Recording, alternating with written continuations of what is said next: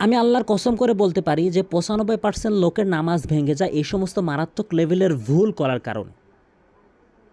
দেখুন, আমরা ভুল বলি কিন্তু শেখার চেষ্টা করি না। আমাদের দিনে অনেকগুলো টাইম নষ্ট হয়। এর মধ্যে থেকে যদি দিন ৫টি মিনিট কোরআন শেখার পিছনে সময় দেই, ৩০ দিনে ১৫০ মিনিট হয়, আর ১৫০ মিনিটে ২.৫ ঘন্টা হয়। তো এই ২.৫ ঘন্টা সময় দিয়ে যদি আমরা কোরআন শিখতে পারি, তাহলে আমরা সই শুদ্ধ করে কোরআন তেলাওয়াত করতে পারবো এবং নামাজ আমাদের শুদ্ধ হবে।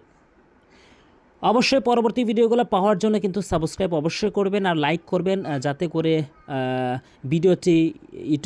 ভিডিওটি অনেকের কাছে ছড়িয়ে দেয়, আমারও ভালো লাগে। আর অবশ্যই শেয়ার করবেন। দেখুন, এখানে মারাত্মক লেভেলের ভুল ৯৫% লোক করে থাকে। আর আমি 10টি ভিডিও আপলোড করছি, যেই 10টি দিয়ে আমরা অধিকাংশ লোক নামাজ আদায় করে থাকি। সূরা নাস থেকে সূরা ফিল পর্যন্ত প্রতিদিন একটি করে ভিডিও আপলোড করছি। আজকে সূরা ফালাক।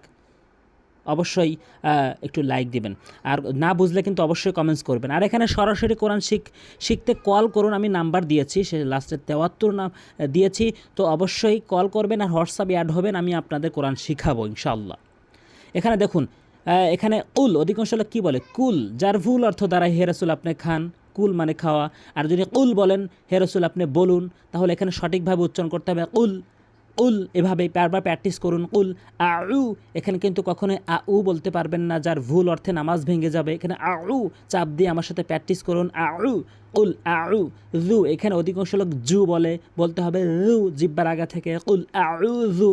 আশা করি এগুলো বুঝতে পারছেন।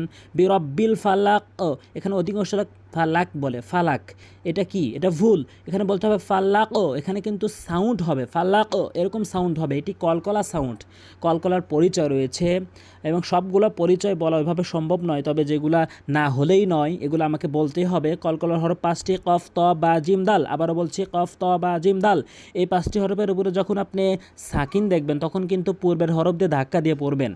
আর এই প্রথম দুটি কফ ত উপরের দিকে ধাক্কা হয়, বাজিম দাল নিচের দিকে ধাক্কা হয় না। ফাল্লাকও বলবেন, কখনোই ফাল্লাক বা ফাল্লাকে বলবেন না, ফাল্লাকও বলবেন।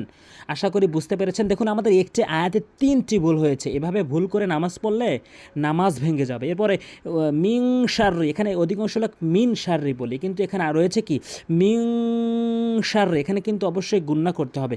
মিং শাররি মা, এখানে কিন্তু ইকফা হাকিকি গুণনা। যেই নিয়মগুলো এই আমার চ্যানেলের ভিডিওগুলোতে আছে, সাবস্ক্রাইব করুন এবং পরবর্তী ভিডিওগুলো কন্টিনিউ করুন। আপনি সই শুদ্ধ করে অবশ্যই কোরআন শিখতে পারবেন ইনশাআল্লাহ।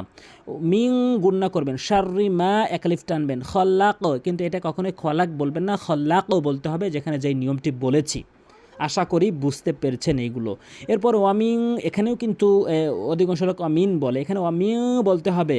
শাররি গাসিকিন, এখানে কিন্তু কিন বলা যাবে না, কিন বলতে হবে, কিন, কারণ এখানে কফ রয়েছে, আর কফটা হচ্ছে জিব্বার গোড়া উপরে তালু থেকে উচ্চারণ হয়। গাসিকিন। ইদা, এখানে কিন্তু ইজা বলবেন না, অধিকাংশ লোক যেটি বলে, এই জন্যই কিন্তু আমি মার করে দিয়েছি, অধিকাংশ লোক যেটি ভুল করে।